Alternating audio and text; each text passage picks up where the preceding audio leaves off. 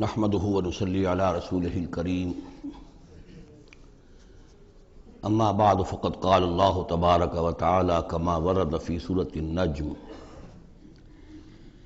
اعوذ بالله من الشيطان الرجيم بسم الله الرحمن الرحيم وأن عليه النشأة الأخرى وأنه هو أغنى وأقنى وأنه هو رب الشعرى وأنه أهلك عادا الأولى وثمود فما أبقى وقوم نوح من قبل إنهم كانوا هم أظلم وأطغى والمؤتفكة أهوى فغشاها ما غشا فبأي آلاء ربك تتمارى صدق اللہ العظیم۔ اور یہ کہ اللہ ہی کے ذمے ہے دوبارہ اٹھا دینا، اور یہ کہ اسی نے دولت دی، اسی نے خزانہ دیا، لیکن اس کے ایک معنی یہ بھی ہے کہ اسی نے جس کو بھی فقر آتا ہے اسی کی طرف سے آتا ہے۔ اغنا اقنا، اقنا چونکہ یہ باب افعال ہے تو اس میں سلب ماخذ کا ایک مفہوم بھی ہوتا ہے۔ وَأَنَّهُ هُوَ رَبُّ الشِّعْرَى، وہ ستارہ جس کی کہ عام طور پر پرستش کی جاتی تھی، یہ کہ اس کا رب بھی وہی ہے۔ وَأَنَّهُ أَهْلَكَ عَادًا الْأُولَى، اور یہ کہ اسی نے ہلاک کیا تھا پہلے عاد کو۔ عاد وہ قوم تھی جو احقاف میں آباد تھی، جن کی طرف کہ حضرت ہود علیہ السلام مبعوث ہوئے تھے، لیکن اس کے بعد پھر جو قوم سمود وجود میں آئی، چونکہ اسی قوم عاد میں سے جو اہل ایمان تھے اور حضرت ہود علیہ السلام انہوں نے وہاں سے ہجرت کی، اور پھر ان کی نسل سے یہ دوسری قوم جو سمود وجود میں آئی، تو اسے عاد ثانیہ بھی کہا جاتا ہے کہ پہلے عاد وہ تھے، دوسرے یہ عاد ہیں۔ سمود کو بھی عاد ثانیہ کہا جاتا ہے چونکہ یہ انہی کی نسل تھی۔ تو انہو اہلک عاد الاولی، اسی نے ہلاک کیا تھا پہلے عاد کو۔ وثمود فابقی، اور عاد ثانیہ یعنی سمود کو بھی تو پھر کسی کو باقی نہ چھوڑا۔ وقوم نوح من قبل، اور ہلاک کیا تھا اس نے نوح کی قوم کو اس سے پہلے۔ انہم کانوا ہم اظلم واطغی، یقیناً وہ تو ان سے بھی بڑھ کر ظالم اور ان سے بھی بڑھ کر سرکش تھے۔ والمؤتفکۃ اہویٰ، اور وہ بستی کہ جسے اس نے پلٹ دیا تھا، الٹی ہوئی بستی کو اس نے پٹخ دیا، اس سے مراد ہے سدوم اور عمورہ کی بستیاں۔ فغشاها ما غشا، اور پھر اس کو ڈھانپ لیا جس چیز نے کہ ڈھانپ لیا۔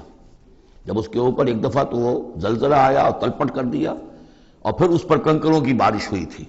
فغشاها ما غشا، تو وہ کنکروں کی بارش نے پھر ان کو ڈھانپ دیا۔ فبأي آلاء ربك تتمارى، تو تم اپنے رب کی کون کون سی قدرتوں کے بارے میں تم اسے جھٹلاؤ گے یا ان کے بارے میں شک کرو گے۔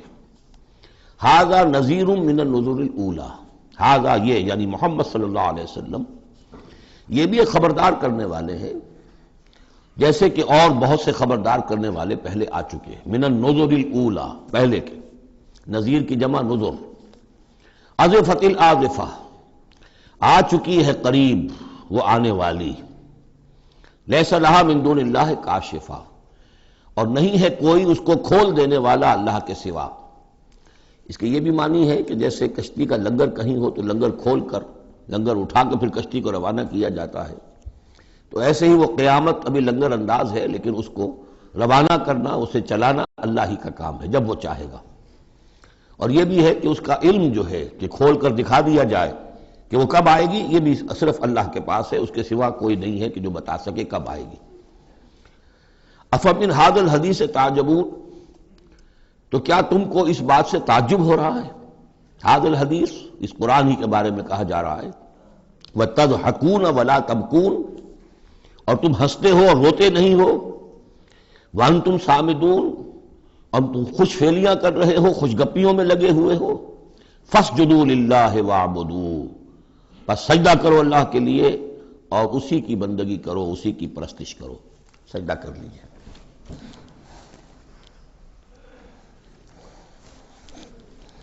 اس سورہ مبارکہ میں جو زور خطابت ہے، جیسا کہ میں نے پہلے عرض کیا کہ ہم لوگ اس کا صحیح اندازہ نہیں کر سکتے۔ یہ جو عربوں کا ایک ذوق تھا، بڑے بڑے خطیب ان کے ہاں ہوتے تھے۔ خود حضور نے فرمایا ہے کہ ان من الشعر لحکمۃ وان من البیان لسحرا، بہت سے شعر ایسے ہوتے ہیں کہ جو حکمت پر مبنی ہوتے ہیں، حکمت کے خزانے۔ اور بہت سے بیان، بہت سے خطبے، بہت سی تقاریر ایسی ہوتی ہیں کہ جن میں جادو کا اثر ہوتا ہے۔ تو اس خطبے کے اندر جو خطابت کا جوش ہے، جیسا کہ میں نے عرض کیا، اب ظاہر بات ہے کہ وہ عرب اور خاص طور پر جو کہ پوری فصاحت اور بلاغت سے واقف ہوں وہ سمجھتے ہیں۔ لہذا اس کے بارے میں جو رائے آتی ہے وہ یہ ہے کہ آپ نے جس مجمع میں کھڑے ہو کر یہ سورت سنائی تو پورا کا پورا مجمع جو ہے دب بخود رہا، اور وہ ساکت و صامت ہو کر اس کو سنتے رہے۔ وہ کافر بھی تھے، اہل ایمان بھی تھے، بڑے بڑے دشمن بھی تھے حضور کے، لیکن یہ کہ اس کا ایسا زور تھا، اتنا اثر تھا، اتنی تاثیر تھی کہ دم بخود رہے۔ اور آخر میں جب حضور نے یہ آیت پڑھی تو سب کے سب سجدے میں گر گئے۔ البتہ بعد میں پھر انہوں نے بات بنا لی ایک، اور وہ واقعہ ہے تلقا غرانیق العلا کا۔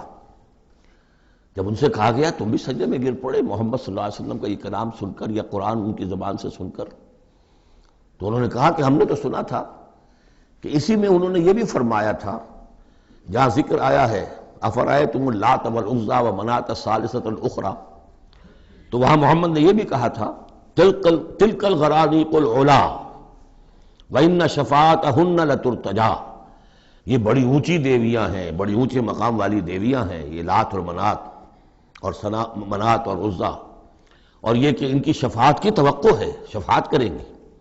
تو ہم نے چونکہ یہ آیت بھی سنی تھی، یہ بھی سنا تھا ان کے زمان سے، لہذا ہم نے سمجھا کہ بس اب جھگڑا ختم ہو گیا، اور محمد نے بھی ہماری دیویوں کو کسی درجے میں مان لیا، جھگڑا تو یہی تھا، لہذا ہم بھی ان کے ساتھ سجدے میں گر گئے۔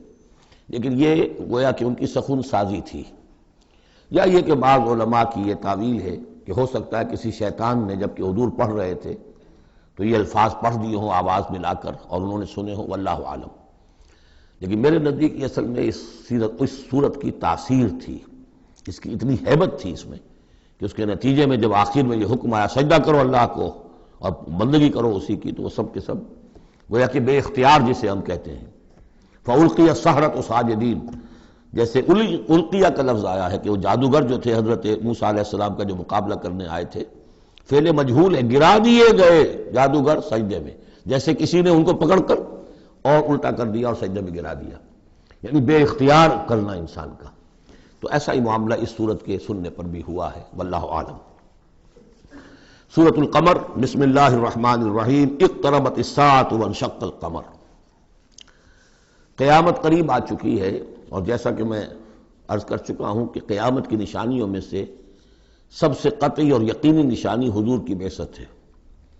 انما بعثت انا والساعۃ کہاتین، میں اور قیامت ایسے ہیں، میرے ساتھ جڑی ہوئی قیامت آ رہی ہے، اب کوئی فصل نہیں ہے زیادہ۔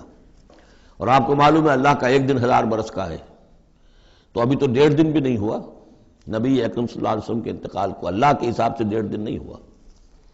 بہرحال قیامت قریب آ چکی ہے، اس سے آگے چل کر ہم دیکھیں گے ایک صورت میں یہ آیت بھی آئی ہے، انہم یرونہ بعیدا ونراہ قریبا، یہ اسے دیکھ رہے ہیں بہت دور اور ہمیں وہ سامنے نظر آ رہی ہے۔ ہمارے علم میں ہے کہ وہ تو قیامت جو ہے وہ کھڑے ہوئے اسرافیل اور سور کو منہ پہ انہوں نے لگا رکھا ہے، بس ذرا سا اشارہ ہمارا ہے کہ اس کے بعد وہ سور میں پھونک مار دیں گے۔ اقتربت الساعۃ وانشق القمر، اور چاند پھٹ گیا، شق ہو گیا، 2 ٹکڑوں میں منقسم ہو گیا۔ یہ ایک خرق عادت بات، میں اسے معجزہ نہیں کہہ رہا، اس لیے کہ میں نے معجزے کی جو بات ہے وہ پہلے بیان کی ہے۔ ہر رسول کا معجزہ وہ ہوتا ہے کہ جو دعوے کے ساتھ پیش کیا جائے، اور پھر خاص طور پر جبکہ مطالبہ کیا جا رہا ہو۔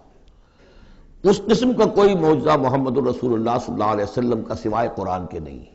خرق عادت بے شمار ہے، اولیاء اللہ کی کرامات ہوتی ہیں تو محمد الرسول اللہ صلی اللہ علیہ وسلم کی کرامات جو ہیں وہ تو 1000 گنا ہوں گی۔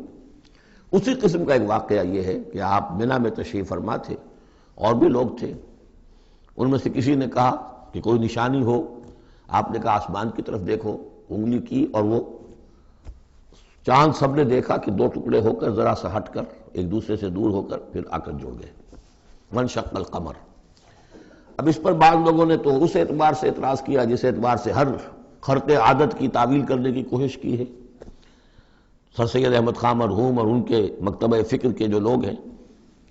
لیکن بعض حضرات نے اس اعتبار سے بھی کہ تاریخی طور پر اس کا کوئی ثبوت نہیں ہے، لیکن یہ کہ یہ معلوم ہوتا ہے، ایک تو یہ کہ اس کا جواب یہ ہے کہ ظاہر بات ہے کسی جگہ پر دنیا میں اس وقت رات تھی، کسی وقت دن تھا، اس میں چاند کو دیکھنے کا سوال ہی نہیں۔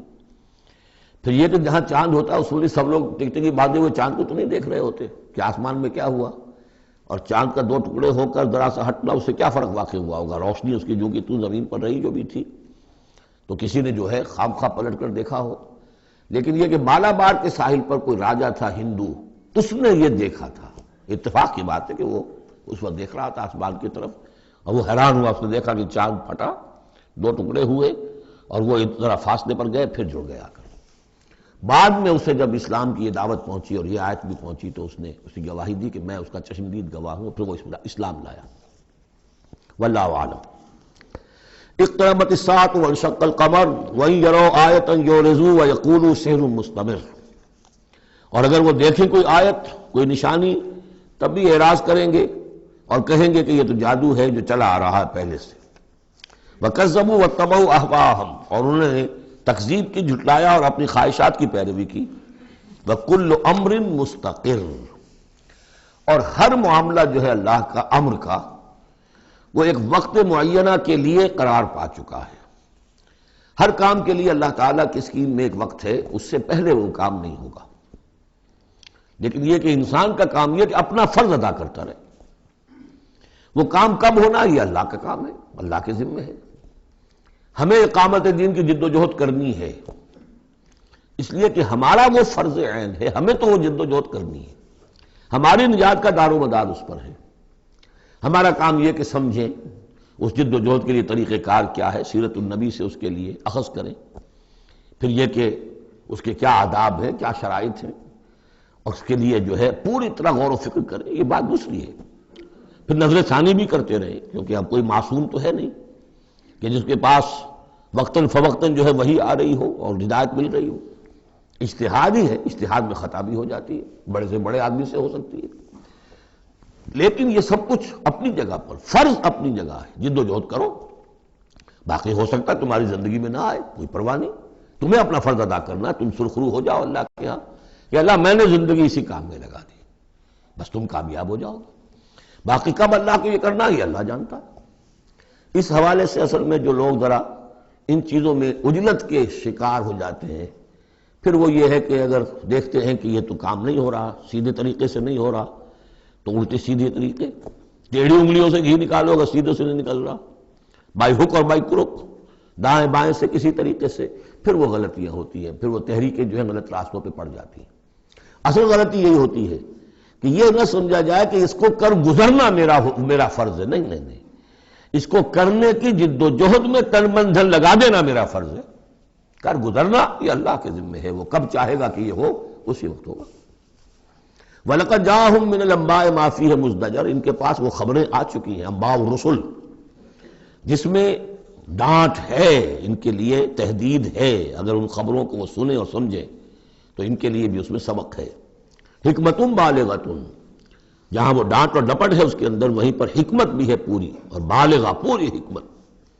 فما تغنی النذر، لیکن یہ کہ یہ جو بھی آئے خبردار کرنے والے، ان سے ان کو کوئی فائدہ نہیں پہنچا۔ فتول عنہم، وہی ہر صورت میں آپ دیکھ رہے ہیں، اے نبی ذرا آپ درگزر کیجئے، آپ ذرا توجہ ہٹا لیجئے۔ فتول عنہم، تو آپ ذرا ان سے آپ اپنا رخ پھیر لیجئے۔ یوم ید الداعی الی شیء نکر، جب وہ دن آئے گا جس دن کہ ایک پکارنے والا پکارے گا ایک بڑی ناگوار چیز کی طرف، جب سور پھونکا جائے گا اور یہ نکلیں گے اپنے قبروں سے۔ خش عن ابصارہم، ان کی نگاہیں زمین میں گڑی ہوئی ہوں گی۔ یخرجون من الاجداث کانہم جراد منتشر، یہ اپنی قبروں سے ایسے نکل کر آئیں گے جیسے کہ ٹنڈی دل پھیلا ہوا۔ ظاہر بات ہے ایک ایک جگہ پر معلوم کتنے کتنے لوگ جو ہیں وہ دفن ہیں۔ اب پورے 10,000 برس نسل انسانی زمین پر اگر رہی ہے، یا ہو سکتا ہے اس سے بھی زیادہ ہو، اللہ عالم، تو پھر یہ کہ آخر انسان جو نکلیں گے، جو بڑے بڑے شہر گنجان آباد علاقے تھے وہاں سے جو نکلیں گے ٹنڈی دل، جراد المنتشر، مہطعین الی الداعی، اور وہ دوڑتے ہوئے آئیں گے پکارنے والے کی پکار پر۔ یقول الکافرون ھذا یوم عسیر، ساتھ ہی وہ کافر جو ہیں کیونکہ جیسا کہ آگے چل کر ہم پڑھیں گے سورہ قیامہ میں بل الانسان علی نفسہ بصیرہ، ہر انسان کو معلوم ہوگا میں کتنے پانی میں ہوں، کہاں کھڑا ہوں، میں نے زندگی کہاں گزاری تھی۔ تو کافر کہیں گے یقول الکافرون ھذا یوم عسر، یہ تو بڑا سخت دن ہے۔ کذبت قبلہم قوم نوح، اب دیکھیے کہ اس میں سورہ نجم میں انباء الرسل نہیں تھی، دلائل عقلی اور آیات آفاقی وہ ساری گفتگو تھی۔ اب یہاں پر یہ اس کا جوڑا ہے خبر، اس میں انباء الرسل ہے، وہی جوڑے کی جو سورہ انعام اور سورہ اعراف جو اس کا مکمل ترین سمجھیے کہ ایک مثال تھی، اس کے لیے ایک نمونہ، تو اسی طریقے پر آپ کو یہ تقسیم ملے گی۔ کذبت قبلہم قوم نوح، جھٹلایا تھا ان سے پہلے نوح کی قوم نے، فکذبوا عبدنا، انہوں نے ہمارے بندے کو جھٹلا دیا، وقالوا مجنون وازدجر، کہا مجنون ہے، پاگل ہو گیا ہے، اور جھڑک دیا گیا ہمارا وہ بندہ، ہمارا وہ جلیل قدر رسول۔ فدعا ربہ، تو اس نے پکارا اپنے رب کو، انی مغلوب فانتصر، میں تو اب مغلوب ہو گیا ہوں، مجھ پر غلبہ پا لیا اس قوم نے، بس میری مدد فرما اور انتقام لے۔ جیسے کہ ہم پڑھ چکے ہیں وَلَقَدْ سَبَقَتْ كَلِمَتُنَا لِعِبَادِنَا الْمُرْسَلِينَ إِنَّهُمْ لَهُمُ الْمَنْصُورُونَ وَإِنَّ جُنْدَنَا لَهُمُ الْغَالِبُونَ، یہ بات تو ہماری بہت پہلے سے طے شدہ ہے ہمارے رسولوں کے بارے میں کہ ان کی مدد ہو کر رہے گی اور ہمارا لشکر جو ہوگا وہی غالب آ کر رہے گا۔ تو جب انہوں نے دعا کی، دہائی دی، انی مغلوب فانتصر ففتحنا ابواب السماء بماء منہمر، تو ہم نے کھول دیے آسمان کے دروازے اس پانی کے ساتھ جو پھر چھاجوں برستا رہا مسلسل۔ وفجرنا الارض عیونا، اور ہم نے زمین کو بھی پھاڑ دیا، جگہ جگہ سے چشمے اس میں سے نکال دیے۔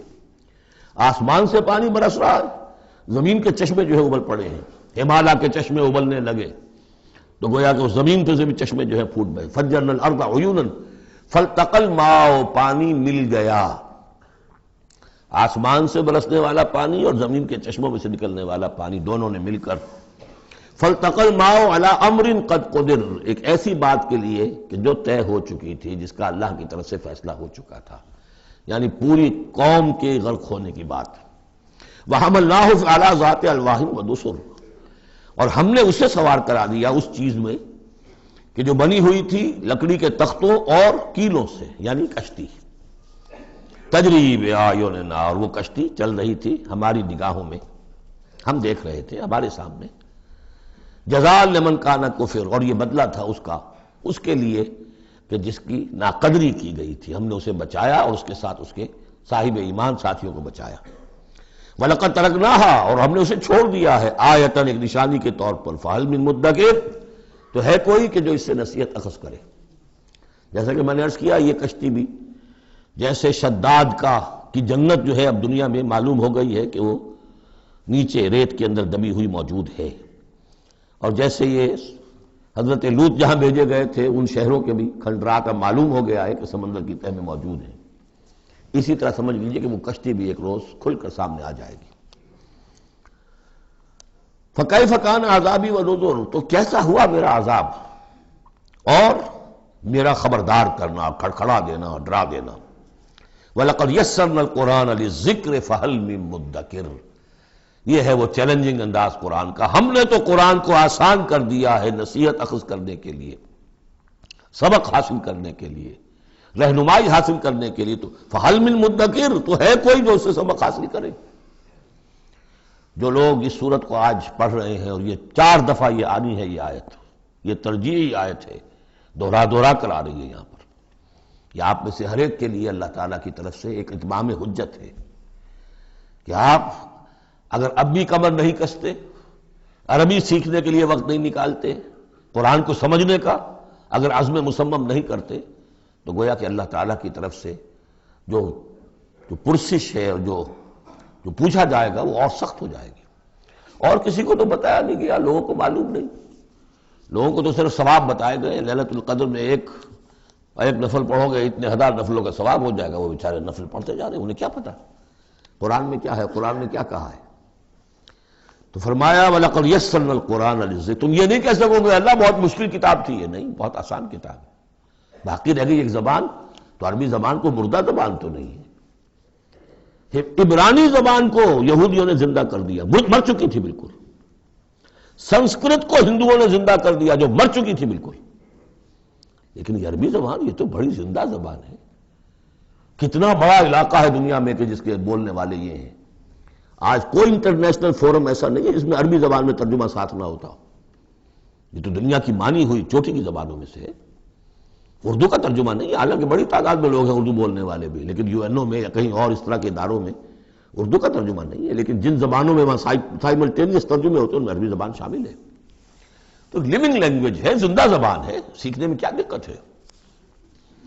وَلَقَدْ يَسَّرْنَا الْقُرْآنَ لِلذِّكْرِ فَهَلْ مِن مُدَّكِرٍ كَذَّبَتْ عَادٌ فَكَيْفَ كَانَ عَذَابِي وَنُذُرِ. جھٹلایا تھا قوم عاد نے بھی، تو کیسا رہا میرا عذاب اور میرا خبردار کرنا. اِنَّا أَرْسَلْنَا عَلَيْهِمْ رِيحًا صَرْصَرًا. ہم نے ان پر مسلط کر دی، بھیج دی ان پر ایک تند ہوا. فی یوم نحس مستمر، ایک منحوس دن میں، نحوست والے دن میں. اور پھر وہ ہوا چلتی چلی گئی. تنزع الناس، وہ اکھاڑتی تھی لوگوں کو. جیسے آپ کسی درخت کے تنے کو اکھاڑتے ہیں تو اس طرح وہ ہوا لوگوں کو اکھاڑتی تھی. کأنہم اعجاز نخل منقعر، گویا کہ وہ تنے ہیں یا جڑیں ہیں کھجور کی اکھڑی ہوئی یا کھوکھلی. تو اس طریقے سے وہ، اور چونکہ بڑے طویل القامت لوگ تھے تو وہ پھر جب گرے ہیں مر کر پٹک کر، جب کہ ہوا نے ان کو پٹکا ہے اور مرے ہیں، تو جو پڑے ہوئے تو معلوم ہوتا تھا کہ کھجوروں کے تنے پڑے ہوئے. فَكَيْفَ كَانَ عَذَابِي وَنُذُرِ. تو کیسا رہا میرا عذاب اور میرا خبردار کرنا. وَلَقَدْ يَسَّرْنَا الْقُرْآنَ لِلذِّكْرِ فَهَلْ مِن مُدَّكِرٍ. پھر دوہرا دیا گیا، پھر کان کھول کر سن لیجیے. ہم نے تو اس قرآن کو آسان کر دیا ہے سبق حاصل کرنے کے لیے، نصیحت اخذ کرنے کے لیے. تو ہے کوئی کہ جو اس سے سبق حاصل کرے، رہنمائی اخذ کرے. کذبت ثمود بالنذر، اسی طرح قوم ثمود نے بھی جھٹلایا خبردار کرنے والوں کو. فقالوا ابشرا منا واحدا نتبعہ، کیا ہمارے اندر ہی سے ایک شخص، ہم اس کی پیروی کریں، اس کی پیروی کریں گے ہم. یہ کون ہے؟ صالح، ہمارا ایک فرد ہے، ہماری قوم کا ہے. بشرا منا واحدا، ہمارا ہی ایک بشر، ہم ہی میں سے. نتبعہ، ہم اس کے پیچھے چلیں گے، اس کا کہنا مانیں گے، اس کی پیروی کریں گے، اس کی اطاعت کریں گے. انا اذا لفی ضلال وسعور، پھر تو ہم گویا کہ اپنے ہاتھوں اپنے آپ کو ڈال دیں گے گمراہی کے اندر بھی اور آگ کے اندر بھی. شعیر کی جمع ہے یہ سعور. یعنی یہ ہمیں خبر دے رہا ہے کہ آخرت میں اگر تم نے مجھے نہ مانا تو جہنم میں جھونکے جاؤ گے. ان کو مان کر ان کے پیچھے چلے تو گویا کہ ہم نے اپنے آپ کو یہی جہنم میں جھونک دیا. القی ذکر علیہ من بیننا، کیا ذکر انہی پر القاء کیا گیا ہمارے مابین؟ کوئی اور نہیں ملا تھا بڑا چودھری ہمارا؟ بل ہوا کذاب نشر، نہیں یہ جھوٹا ہے اور شیخی خورا ہے، خام خواہ جو ہے بڑائی مار رہا ہے کہ مجھ پر وہی آئی ہے. سیعلمون غدا من الکذاب الاشر، بتا دیا گیا کہ کل ہی تمہیں معلوم ہو جائے گا، عنقریب معلوم ہو جائے گا کون جھوٹا ہے کون شیخی خورا ہے، صالح یا تم. انا مرسل الناقۃ فتنۃ لہم، ہم بھیج دیتے ہیں یہ اونٹنی کا جو معجزہ انہوں نے طلب کیا تھا، یہ ان کے لیے فتنہ ہے، ان کے لیے آزمائش ہے. فارتقبہم واصطبر، تو سب اب ان کا انتظار کیجئے. اے صالح، ان سے گفتگو ہو رہی، واصطبر، اور ذرا صبر کیجئے، چند دن کی مہلت. وَنَبِّئْهُمْ أَنَّ الْمَاءَ قِسْمَةٌ بَيْنَهُمْ، انہیں خبردار کر دیجئے، بتا دیجئے انہیں کہ پانی جو ہے ان کے مابین اب تقسیم ہو جائے گا.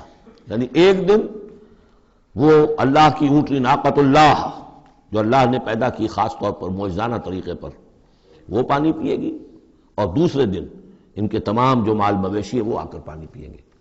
ہوتا یہ تھا کہ جب وہ آتی تھی تو اس کی ہیبت سے تمام جانور بھاگ جاتے تھے. تو پھر معاملہ ہوا کیا کیا جائے. تو طے کیا گیا کہ اب باری مقرر کر دی جائے، ایک دن وہ آئے گی اور سارے چشمے کا پانی پی جاتی تھی، اور دوسرے دن پھر یہ کہ وہ اپنے مویشی لاتے تھے اور پلاتے تھے. ان الماء قسمۃ بینہم کل شرب محتضر، ہر باری پر پہنچا جائے گا. فنادوا صاحبہم، تو انہوں نے پکارا اپنے ایک صاحب کو، اپنے ایک جو زیادہ ان میں سخت تھا. فتعاطا، اس کی دہائی دی کہ یہ کرو بھائی کوئی علاج اس کا، اس اونٹنی کا. فتعاطا، پھر اس نے ہاتھ چلایا، فعقر، اور اونٹنی کو قتل کر دیا، اس کے کونچے کاٹ دی. فکیف کان عذابی ونذر، پھر کیسا رہا ہمارا عذاب اور ہمارا کھڑکھڑانا اور خبردار کر دینا.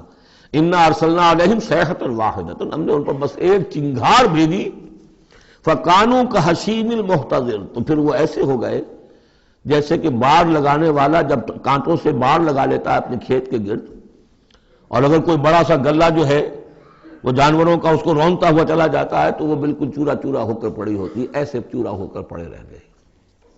وَلَقَدْ يَسَّرْنَا الْقُرْآنَ لِلذِّكْرِ فَهَلْ مِن مُدَّكِرٍ، پھر سوچو، پھر غور کرو۔ کذبت قوم لوط بالنذر، لوط کی قوم نے بھی خبردار کرنے والوں کو جھٹلایا۔ انا ارسلنا علیہم حاصبا الا آل لوط، ہم نے بھیج دیا ان پر ایک ایسی تیز دار آندھی جو پتھر لے کر آئی تھی، سوائے آل لوط کے، لوط کے گھر والوں کے۔ نجیناہم بسحر، ان کو ہم نے نجات دے دی صبح کے وقت، نعمت من عندنا، وہ نعمت تھی، انعام تھا ہمارے پاس سے۔ کذالک نجزی من شکر، اسی طرح ہم بدلہ دیتے ہیں اس کو کہ جو شکر کرتا ہے ہمارا۔ وَلَقَدْ أَنذَرَهُمْ بَطْشَتَنَا فَتَمَارَوْا بِالنُّذُرِ، اور اس نے یعنی حضرت لوط نے انہیں خبردار کر دیا تھا ہماری پکڑ سے کہ پکڑ آئے گی اگر باز نہیں آتے ہو، لیکن انہوں نے شک کیا ان تمام چیزوں کو کہ جن کے بارے میں انہیں خبردار کیا گیا تھا۔ وَلَقَدْ رَاوَدُوهُ عَنْ ضَيْفِهِ، اور وہ تو چاہتے تھے کسی طریقے سے حاصل کر لیں ان کے مہمان کو، یعنی وہ جو خوبصورت لڑکوں کی شکل میں فرشتے آئے تھے مہمان۔ فَطَمَسْنَا أَعْيُنَهُمْ، ہم نے ان کی آنکھوں کو مٹا دیا۔ بائبل میں یہ آتا ہے کہ ایک فرشتے نے ذرا اپنا ہاتھ اس طرح پھیلایا اور جتنے وہ لوگ تھے پورا کا پورا سب کی آنکھیں اندھی ہو گئی، نگاہیں ختم ہو گئی۔ اب دیکھیے قرآن نے بھی وہی بات کہی ہے، فَطَمَسْنَا أَعْيُنَهُمْ، ان کی آنکھوں کو ہم نے مٹا دیا۔ فَذُوقُوا عَذَابِي وَنُذُرِ، تو چکھو اب میرے عذاب کو اور میرے خبردار کرنے کے نتیجے کو۔ وَلَقَدْ صَبَّحَهُمْ بُكْرَةً عَذَابٌ مُسْتَقِرٌ، اور ان پر صبح ہی صبح آ کر چھاپا مارا اس عذاب نے، صبح صبح سویرے کہ جو ٹھہر چکا تھا، طے ہو چکا تھا۔ فَذُوقُوا عَذَابِي وَنُذُرِ، تو چکھو مزہ میرے عذاب کا اور میرے خبردار کرنے کا۔ وَلَقَدْ يَسَّرْنَا الْقُرْآنَ لِلذِّكْرِ فَهَلْ مِن مُدَّكِرٍ، چوتھی مرتبہ پھر۔ وَلَقَدْ جَاءَ آلَ فِرْعَوْنَ النُّذُرُ، اسی طریقے سے آل فرعون کے پاس، فرعون کی قوم کے پاس بھی آئے ڈرانے والے، خبردار کرنے والے۔ کذبوا بآیاتنا کلھا، انہوں نے ہماری ساری آیتوں کو جھٹلا دیا۔ 9 آیتیں، 9 آیات بینات، یہ سورہ بنی اسرائیل کے آخری رکوع میں آ چکا ہے۔ وَلَقَدْ آتَيْنَا مُوسَىٰ 9 آیات بینات، 2 آیتیں، 2 نشانیاں، 2 معجزے تو ابتداء لے کر گئے، یعنی عصا کا سانپ بن جانا اور ہاتھ کا چمکدار ہونا سفید۔ اس کے بعد جو ہے مختلف قسم کے جو ان پر عذاب آئے ہیں وہ 7 اور نشانیاں ہیں جو اللہ نے دکھائیں۔ کذبوا بآیاتنا کلھا، انہوں نے ہماری ساری آیات کو جھٹلا دیا۔ فأخذناہم اخذ عزیز مقتدر، پھر ہم نے انہیں پکڑا، اور پکڑ بھی کیسی، ایک زبردست اور مقتدر پکڑنے والے کی پکڑ۔ وہ پکڑ جو ہے وہ ایسی کمزور پکڑ نہیں تھی جس سے کوئی نکل بھاگے، جس سے کہیں بچنے کا کوئی امکان ہو۔ عزیز مقتدر، جیسے کوئی زبردست قدرت رکھنے والا جیسے پکڑتا ہے ایسے پکڑا۔ اب یہاں یہ ساری گفتگو کر کے اب روئے سخن ہے حضور صلی اللہ علیہ وسلم اور جو کفار مکہ ہیں۔ اکفارکم خیر من اولئکم، بھلا اے قریش تم سوچو کیا تمہارے کفار جو ہیں، جو تم میں سے جو لوگ جو کفر کر رہے ہیں، وہ بہتر ہے ان کافروں سے؟ اگر ان پر اللہ کا عذاب آیا تھا تو تم پر کیوں نہیں آ جائے گا؟ اکفارکم خیر من اولئکم ام لکم براۃ فی الزبر، یا تمہارے لیے اللہ تعالیٰ کی طرف سے کوئی فارغ خطی ہے، کوئی ایشورنس ہے کسی سابقہ کتابوں میں کہ تم پر عذاب نہیں آئے گا؟ اگر ان پر عذاب آیا، ان کو اللہ نے ہلاک کر دیا، ان کو برباد کر دیا، تو کون سی رکاوٹ ہے، کیوں نہیں تم پر آئے گا؟ ام یقولون نحن جمیع منتصر، کیا ان کا خیال ہے کہ ہماری بڑی جمعیت ہے، ہم طاقتور ہیں اور ہم بدلہ لینے پر قادر ہیں؟ سیہزم الجمع ویولون الدبر، ان قریب ان کی جمعیت شکست کھا جائے گی۔ آخر غزوہ بدر میں کیا ہوا؟ وَيُوَلُّونَ الدُّبُرَ، اور وہ پیٹھ دکھائیں گے اور بھاگیں گے۔ تو روایت سیرت میں جو آتا ہے واقعہ کہ حضور نے جو طویل دعا کی اور طویل سجدہ کیا بدر سے ایک شب پہلے، طویل ترین دعا آپ نے کی، طویل ترین سجدہ کیا، اس میں جو دعا کی اس میں یہاں تک الفاظ آئے کہ اللہ اگر یہ سب ہلاک ہو گئے جو میری 15 برس کی کمائی ہے جو میں نے لا کر میدان میں ڈال دی، پھر قیامت تک تیری بندگی کرنے والا کوئی نہیں ہوگا۔ کیوں؟ کہ میں تیرا آخری رسول ہوں، میرے بعد کوئی نبی نہیں، کوئی رسول نہیں، میری 15 برس کی کمائی یہ ہے جو میں نے لا کے یہاں ڈال دی۔ تو اس کے بعد پھر حضرت ابوبکر نے بھی کہا، وہ پہرے پر کھڑے ہوئے تھے کہ بس حسبک حسبک، حضور بس کیجئے بس کیجئے، لیکن عین اسی وقت پھر یہ آپ نے سر اٹھایا تو کہا، یہی آیت پڑھتے ہوئے آپ کی زبان مبارک پر یہ آیت جاری تھی اس وقت، سَيُهْزَمُ الْجَمْعُ وَيُوَلُّونَ الدُّبُرَ، یہ جمعیت جو ہے 1000 کی یہ شکست کھا جائے گی اور یہ سب پیٹھ دکھا کر بھاگیں گے۔ بَلِ السَّاعَةُ مَوْعِدُهُمْ وَالسَّاعَةُ أَدْهَىٰ وَأَمَرُّ، بلکہ یہ تو چھوٹے موٹے عذاب ہیں جو دنیا میں آئیں گے، شکست ہو جائے گی اور کچھ مارے جائیں گے 70 ان کے، یا کچھ اور ہو جائے گا، یا ذلت ہو جائے گی، رسوائی ہو جائے گی۔ سن 9 ہجری میں اعلان عام کر دیا جائے گا قتل عام کا، اور پھر یہ جو ہے پھر یہ ایمان لائیں گے یا عرب چھوڑ کے بھاگ جانے پر مجبور ہو جائیں گے۔ لیکن یہ چھوٹی چیزیں ہیں۔ بَلِ السَّاعَةُ مَوْعِدُهُمْ، اصل جو ان کے وعدے کا وقت ہے وہ ہے قیامت، وَالسَّاعَةُ أَدْهَىٰ وَأَمَرُّ، اور وہ قیامت جو ہے وہ بہت بڑی آفت بھی ہے اور بہت کڑوی بھی ہے۔ مرن کہتے ہیں کڑوے کو، اور امر سب سے زیادہ کڑوی۔ ان المجرمین فی ضلال وسعور، یقیناً یہ مجرم جو ہے یہ بھٹکے ہوئے بھی ہے اور یہ آگ کے مختلف طبقات کے اندر ہوں گے۔ یوم یسحبون فی النار علی وجوہہم، جس دن کے یہ گھسیٹے جائیں گے آگ میں ان کے چہروں کے بل۔ ذوقوا مس سقر، کہا جائے گا ذرا اس آگ کے مس ہونے کا مزہ چکھو۔ انا کل شیء خلقناہ بقدر، یقیناً تمام چیزیں جو ہم نے پیدا کی ہیں ایک اندازے کے مطابق پیدا کی ہیں۔ وما امرنا الا واحدۃ کلمح بالبصر، اور ہمارا جو امر ہے اس کی شان تو یہ ہے کہ بس جیسے نگاہ کا لپک جانا، وہی بات کن فیکون، ہمارے امر کا معاملہ تو یہ ہے۔ وَلَقَدْ أَهْلَكْنَا أَشْيَاعَكُمْ فَهَلْ مِن مُدَّكِرٍ، اور دیکھو اے قریش، ہم نے تمہاری اس جزیرہ نما عرب میں بسنے والی بہت سی قوموں کو ہلاک کیا۔ فَهَلْ مِن مُدَّكِرٍ، تو کوئی ہے اس سے سبق حاصل کرنے والا؟ یعنی ایک قرآن ہے جو تمہارے لیے تذکر کا سورس ہے، ایک وہ تاریخ ہے، آیات تاریخیہ، ایام اللہ، ان سے تم سبق حاصل کر سکتے ہو۔ ایک آیات آفاقی و انفسی ہے، ان سے سبق حاصل کر سکتے ہو۔ وَكُلُّ شَيْءٍ فَعَلُوهُ فِي الزُّبُرِ، اور وہ تمام کام جو یہ کر رہے ہیں یہ صحیفوں میں لکھے جا رہے ہیں، ریکارڈ ہو رہے ہیں۔ وَكُلُّ صَغِيرٍ وَكَبِيرٍ مُسْتَطَرٌ، اور ہر چھوٹی چیز بھی بڑی چیز بھی لکھی جا رہی ہے۔ یہی بات ہم نے وہاں پڑھی تھی سورہ کہف میں، وَوُضِعَ الْكِتَابُ فَتَرَى الْمُجْرِمِينَ مُشْفِقِينَ مِمَّا فِيهِ وَيَقُولُونَ يَا وَيْلَتَنَا مَا لِهَذَا الْكِتَابِ لَا يُغَادِرُ صَغِيرَةً وَلَا كَبِيرَةً إِلَّا أَحْصَاهَا وَوَجَدُوا مَا عَمِلُوا حَاضِرًا، اس وقت وہ کافر چیخ اٹھیں گے کہ یہ کیسی کتاب ہے، کیسا اعمال نامہ ہے، کیسا ریکارڈ ہے کہ اس نے کسی چھوٹی سی چھوٹی مائنوٹس ڈیٹیلز کو بھی omit نہیں کیا ہے، بڑی چیزیں بھی ہیں چھوٹی بھی ہیں۔ تو یہاں بھی فرمایا کل صغیر و کبیر مستطر، ان المتقین فی جنات و نہر، یقیناً ہمارے خدا ترس بندے، ڈرنے والے بندے، آخرت کے خیال سے لرزاں و ترساں رہنے والے بندے، ہمارے احکام کی پابندی کرنے والے بندے، دنیا کی زندگی میں پھونک پھونک کر قدم رکھنے والے بندے، وہ ہوں گے باغات میں اور نہروں میں، چشموں میں۔ فی مقعد صدق عند ملیک مقتدر، ان کا بہت اعلیٰ رتبہ ہوگا۔ قدم صدق، یہ سورہ یونس میں بھی آ چکا ہے، قدم صدق عند ربہم، عند ملیک، اس بادشاہ کے مقرب ہو جائیں گے، قریب ہوں گے، مقتدر، شہنشاہ ارض و سما جو مقتدر ہے اس کے مقربین میں ان کا شمار ہوگا۔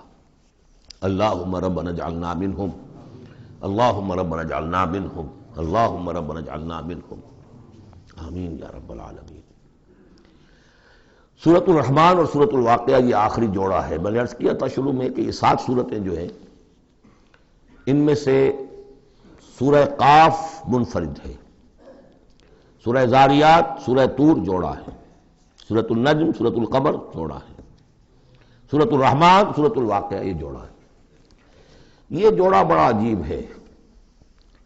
قرآن مجید کی یہ دو صورتیں ایسی ہیں کہ نبوت، رسالت، وحی، ان تینوں کے ذکر سے بالکل خالی، ذکر ہی نہیں۔ ہر صورت کا اپنا ایک مزاج ہے، اپنی ایک خاص شان ہے اس میں۔ اور دوسرے یہ کہ سورہ رحمان جو ہے یہ واحد صورت ہے پورے قرآن میں جس میں مسلسل خطاب جنوں اور انسانوں سے متواتر ہو رہا ہے، پیرلل۔ ویسے تو یہ کہ یہ بات میں عرض کر چکا ہوں کہ جنوں میں کوئی نبی نہیں، ان میں روح نہیں ہے، روح آدم میں پھونکی گئی تھی، اور چونکہ ریسیپینٹ آف وحی از روح، تو ان کے ہاں وحی نہیں ہے۔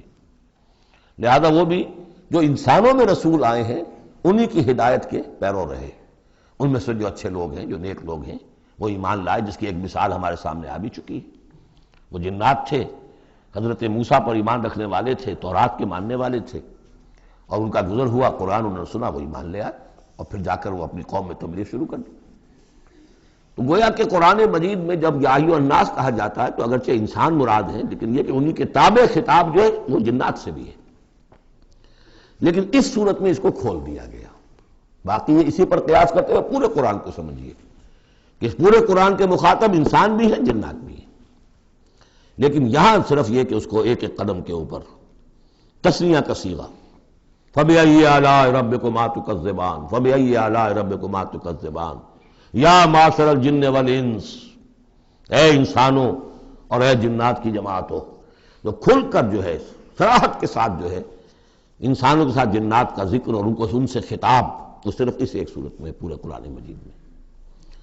ایک اور بات یہ ہے کہ اس میں دو دو جنتوں کا تذکرہ ہے، اور سورہ واقعہ میں بھی ایسا ہی ہے۔ ان دونوں میں ترتیب عجیب ہے مضامین کے اعتبار سے، جس کو کہ آپ مرر امیج کہتے ہیں۔ آج کل مکان بہت سے بنتے ہیں ایسے کہ بالکل مرر امیج ہوتے ہیں کہ یوں لا کے ملا دیے تو ایک جیسے ہوں گے۔ ڈرائنگ روم جڑے ہوئے ہیں، پھر کوئی بیڈ روم ہے وہ ادھر ہے، پھر ادھر آخر میں پورچ ہے، وہی نقشہ ادھر ہے وہی نقشہ ادھر ہے، تو گویا کہ ہے مرر امیج۔ تو ان دونوں صورتوں میں مضامین جو ہے مرر امیج کے ساتھ ہے۔ سورہ رحمان میں قرآن مجید کی عظمت کا بیان اور اس کا جو حق ہے جو انسانوں کو ادا کرنا چاہیے اس کو مضمر کیا، اور عظمت قرآن کا بیان کیا۔ یہ شروع ہو رہی ہے صورت اس سے۔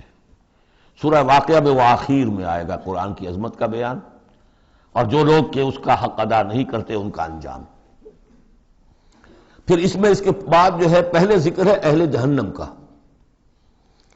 اور اس کے بعد ہے دو طرح کی جنتوں کا، دو درجے ہیں اہل جنت کے، لیکن وہاں کیا ہے؟ پہلے تذکرہ ہے دو کامیاب گروہوں کا، اور پھر آخر میں تذکرہ ہے جہنمیوں کا۔ اس اعتبار سے اس میں مضامین کی بڑی گہری مناسبت بھی ہے، اور ایک مرر امیج کی ترتیب سے یہ عکسی ترتیب ان کے مضامین میں ہے۔ سورۃ الرحمن، بسم اللہ الرحمن الرحیم۔ نوٹ کر لیجئے یہ ترجیحی جو آیت ہے اس میں 31 مرتبہ آئی ہے آیت۔ کل آیات 78 ہیں، جن میں سے 31 جو ہیں وہ تو در حقیقت فَبِأَيِّ آلَاءِ رَبِّكُمَا تُكَذِّبَانِ اس کی تکرار ہے۔ یہ اسلوب قرآن مجید میں یا تو سورہ شعراء میں آ چکا ہے، 8 بار وہ الفاظ آئے تھے، إِنَّ فِي ذَلِكَ لَآيَةً وَمَا كَانَ أَكْثَرُهُم مُؤْمِنِينَ وَإِنَّ رَبَّكَ لَهُوَ الْعَزِيزُ الرَّحِيمُ 8 مرتبہ۔ یا یہ القمر میں ہم 4 دفعہ پڑھ چکے ہیں، فَكَيْفَ كَانَ عَذَابِي وَنُذُرِ وَلَقَدْ يَسَّرْنَا الْقُرْآنَ لِلذِّكْرِ فَهَلْ مِن مُدَّكِرٍ۔ اور یہاں سورۃ الرحمن میں 31 بار آئے گا فَبِأَيِّ آلَاءِ رَبِّكُمَا تُكَذِّبَانِ۔ بسم اللہ الرحمن الرحیم۔ الرحمن علم القرآن خلق الانسان علمہ البیان۔ رحمان، اور یہ اللہ کا وہ نام ہے جو رحمت کے مادے سے، لیکن خاص شان اس کی یہ ہے کہ جس میں ایک طوفانی کیفیت ہے اللہ کی رحمت، ٹھاٹھے مارتے ہوئے سمندر کی طرح۔ غضبان ہم پڑھ چکے ہیں 2 دفعہ، نہایت غضبناک، حضرت موسیٰ کے لیے لفظ آیا غضبان آصفہ۔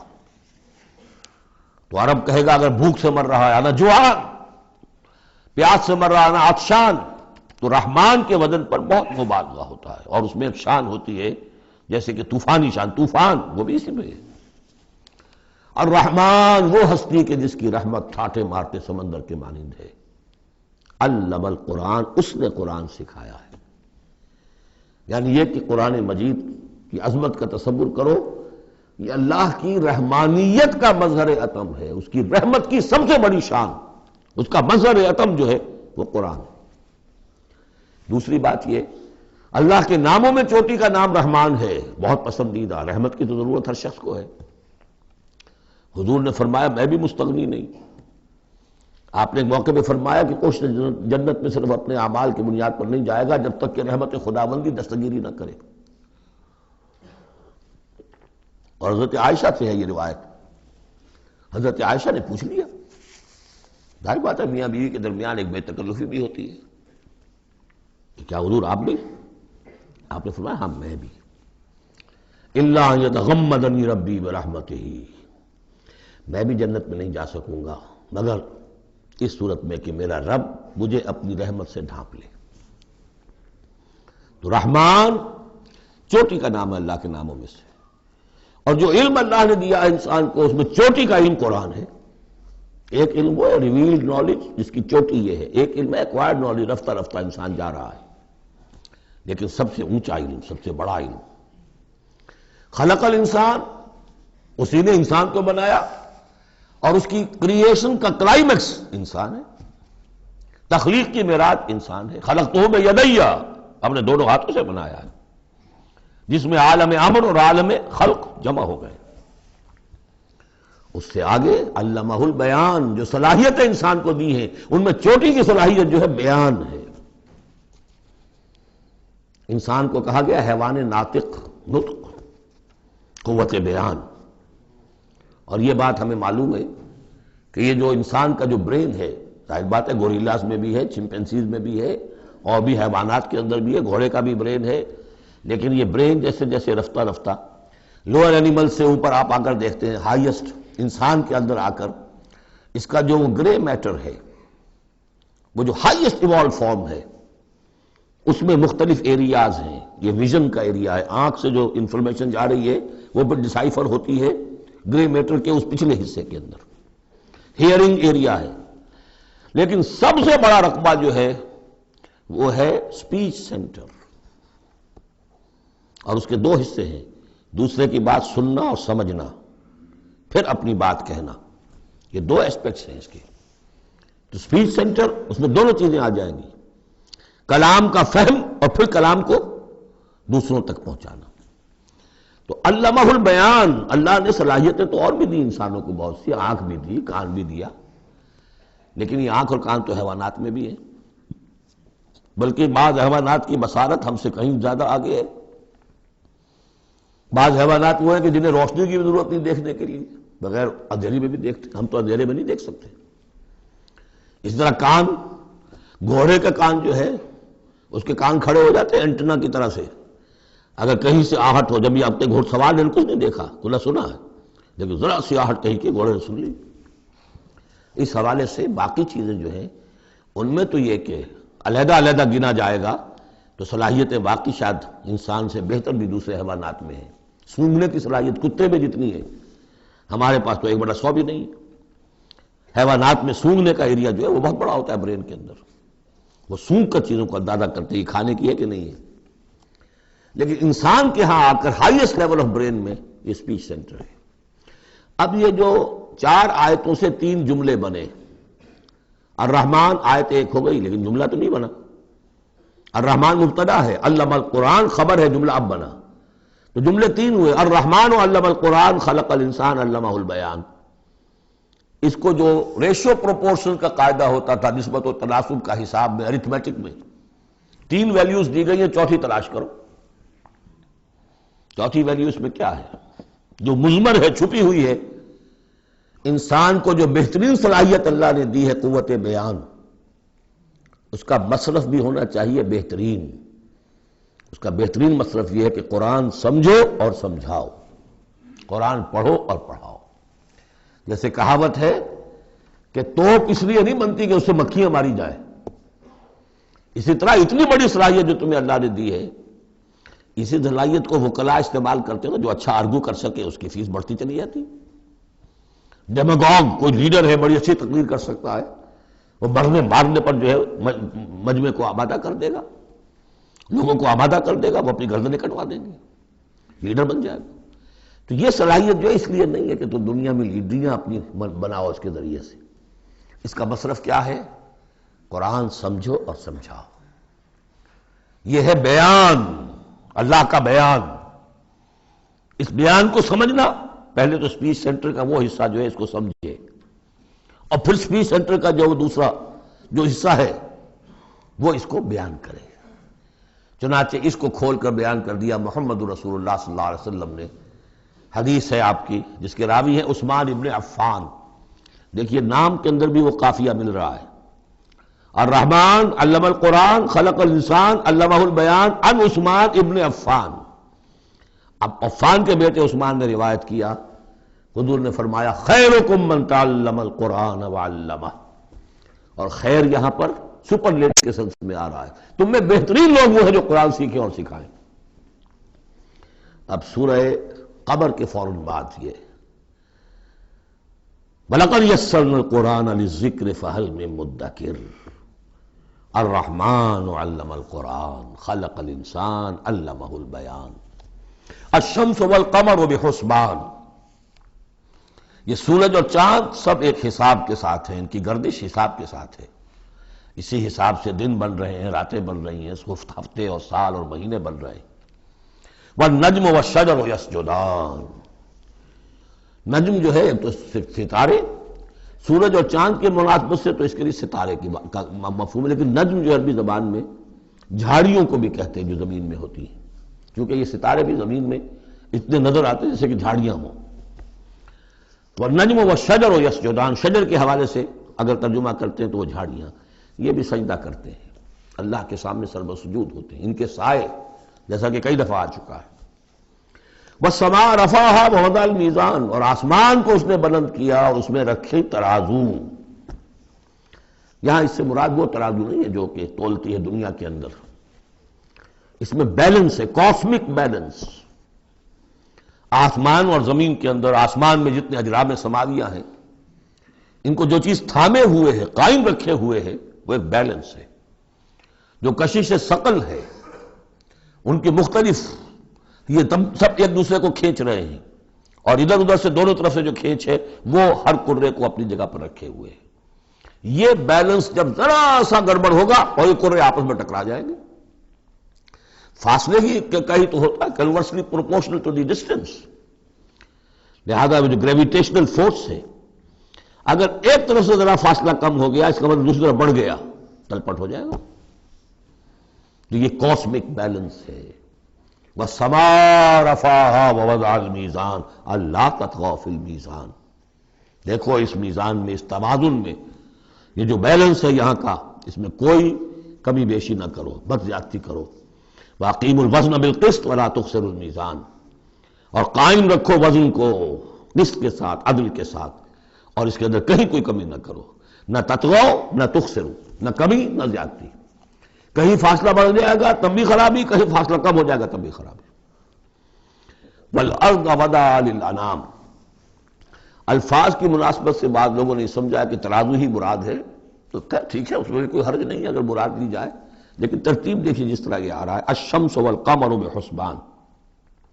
اب اس کے حوالے سے یہ گویا کہ کاسموس کی بات ہو رہی ہے، اس کاسموس کی بات کے بعد نیچے اتر کے وَالْأَرْضَ وَضَعَهَا لِلْأَنَامِ، تدریجاً نیچے آ رہے ہیں، اور زمین کو ہم نے بنا دیا، رکھ دیا لوگوں کے لیے، پست کر دیا، ان کے قدموں میں بچھا دیا اپنی مخلوقات کے لیے، اور مخلوقات میں انسان بھی ہیں، جنات بھی ہیں۔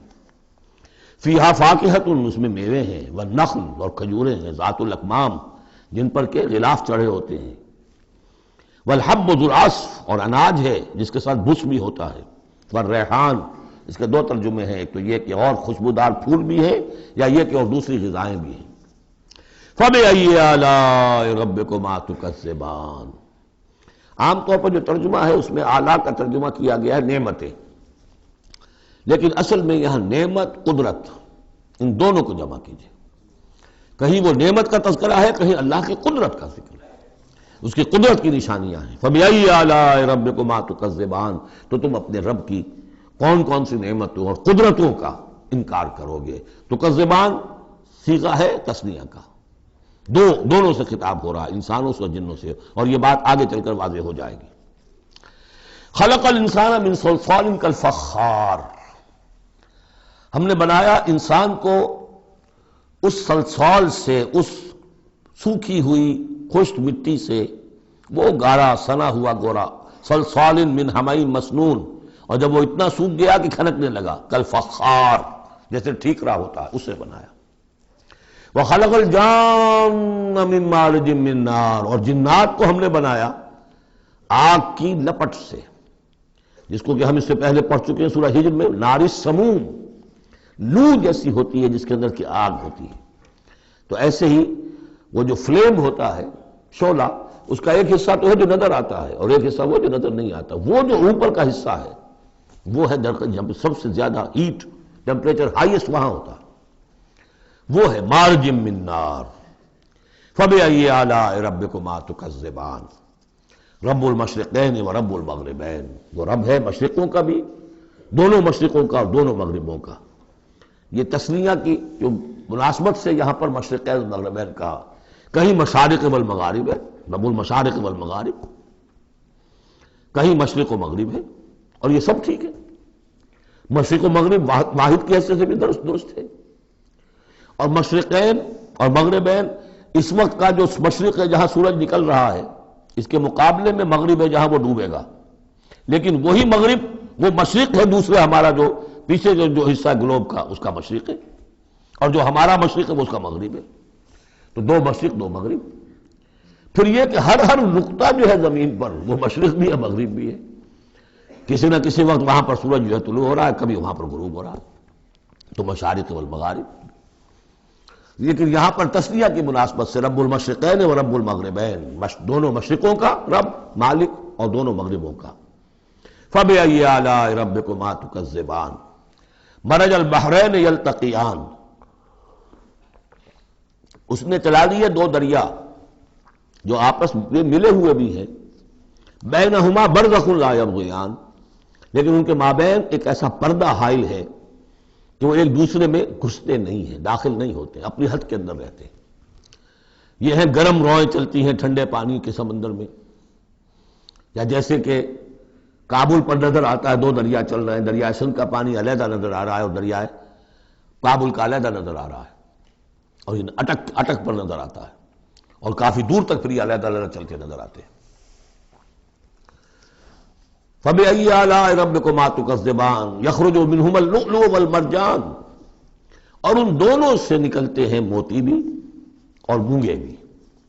فَبِأَيِّ آلَاءِ رَبِّكُمَا تُكَذِّبَانِ وَلَهُ الْجَوَارِ الْمُنشَآتُ فِي الْبَحْرِ كَالْأَعْلَامِ، اور اس کے لیے ہی ہے، اللہ ہی کی ملکیت ہے وہ پہاڑ جیسے جہاز، جوار المنشآت جو اونچے کھڑے رہتے ہیں اور سمندر میں ایسے ہوتے ہیں جیسے پہاڑ۔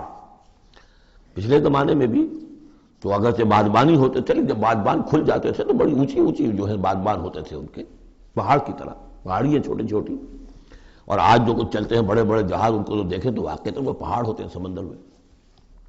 فَبِأَيِّ آلَاءِ رَبِّكُمَا تُكَذِّبَانِ كُلُّ مَنْ عَلَيْهَا فَانٍ، اب یہ جو یہاں آئی ہیں اب تک آیات، اللہ کی صنائی، اللہ کی قدرت نوٹ کریں گے جب ہم سورہ واقعہ پڑھیں گے۔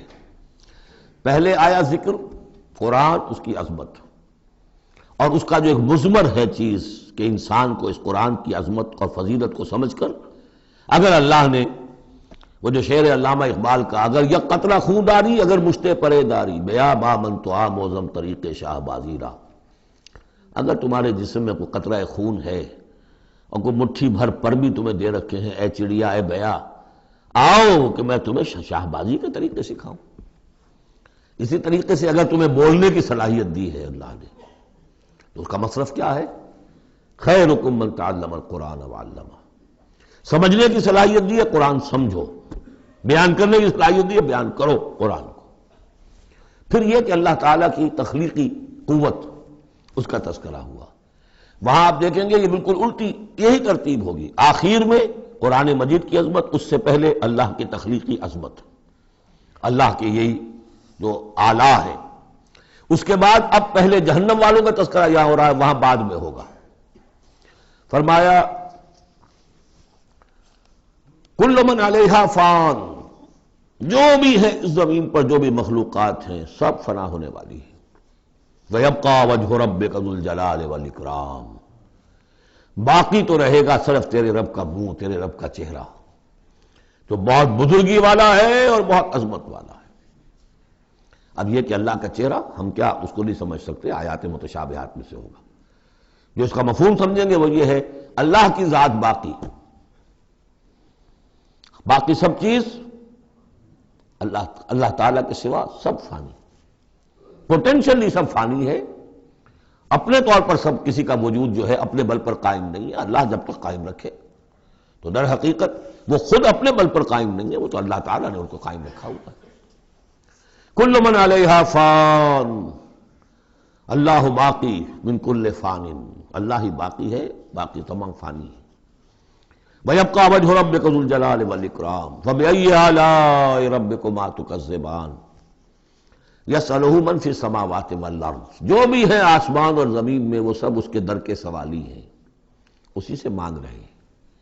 وجود بھی ملا ہے اسی سے، حیات کسی کے پاس ہے دی ہوئی ہے اسی کی، کوئی صلاحیت ہے تو دی ہوئی ہے اسی کی، کوئی ذہانت ہے تو دی ہوئی ہے اسی کی، روز کا رزق جو آ رہا ہے اسی کا عطا کردہ، ہر ایک سائل ہے۔ جو سورہ محمد میں ہم نے پڑھا کہ تم سب فقراء ہو واللہ هو الغنی وانتم الفقراء، تم سب کے سب محتاج ہو، تمہارا وجود مستعار، تمہاری حیات مستعار، تمہیں علم جو دیا اس نے دیا جتنا دیا۔ وَلَا يُحِيطُونَ بِشَيْءٍ مِّنْ عِلْمِهِ إِلَّا بِمَا شَاءَ، تو تمہاری کیفیت ہے۔ يَسْأَلُهُ مَنْ فِي السَّمَاوَاتِ وَالْأَرْضِ، اسی سے مانگتا ہے جو بھی ہے آسمانوں میں اور زمین میں۔ كُلَّ يَوْمٍ هُوَ فِي شَأْنٍ، وہ ہر دن ایک شغل میں ہے، اس کی ایک مصروفیت ہے۔ یا میرے نزدیک اشارہ ہے اسی بات کی طرف، يُدَبِّرُ الْأَمْرَ مِنَ السَّمَاءِ إِلَى الْأَرْضِ ثم يعرج إليه في يوم كان مقداره ألف سنة مما تعدون، تدبیر امر ہے، ایک دن کی تدبیر وہ کرتا ہے، کیا کچھ اگرچہ وہ ایک دن اس کا 1000 سال کا ہے، اس میں کیا کیا ہونا ہے، کس طرح سے ہونا ہے، پھر وہ احکام کی تنفیذ ہوتی ہے، پھر اس کی رپورٹ ہے، اس کو واپس جاتی ہے۔ تو کل یوم ہوا فی شأن، وہ کوئی ایک یوں سمجھیے کہ کوئی اسٹیٹک کوئی حقیقت نہیں ہے، خود اس کی مصروفیات کل یوم ہوا فی شان، نئی شان کے ساتھ اس کا ظہور ہوتا ہے۔ کل یوم ہوا فی شان فبأی آلاء ربکما تکذبان سنفرغ لکم ایھا الثقلان۔ اب یہاں پر کھل کر بات کی کہ یہ تکذبان کیوں کہا جا رہا ہے، ہم جلد ہی فارغ ہو جائیں گے تمہارے لیے، اے دو بھاری قافلوں، اے انسانوں کا قافلہ اور اے جنات کے قافلے۔ ابھی جو ہے اس کائنات کو ہم نے چلایا ہوا ہے، ابھی مہلتیں ہم نے دے رکھی ہیں، وقت مقرر کیا ہوا ہے، اجل مسمى ہے اس کائنات کی بھی اور ہر قوم کی بھی۔ لکل امت اجل، ہر امت کے لیے بھی ایک اجل ہے، ہر ایک فرد کی اجل ہے، وہ سب ہے، لیکن القریب ہم فارغ ہو جائیں گے تمہارے لیے، تمہیں اپنے پاس بلا دیں گے، تم سے حساب کتاب لیں گے، تم سے پوچھ گچھ ہوگی۔ فبأي آلاء ربكما تكذبان، تو اے جنات اور اے انسانوں کی جماعتوں، تم اپنے رب کی کن کن نعمتوں کا اور کن کن صنائیوں کا، کن کن قدرتوں کا انکار کرو گے۔ بارک اللہ لی ولکم فی القرآن العظیم ونفعنی وإیاکم بالآیات والذکر الحکیم۔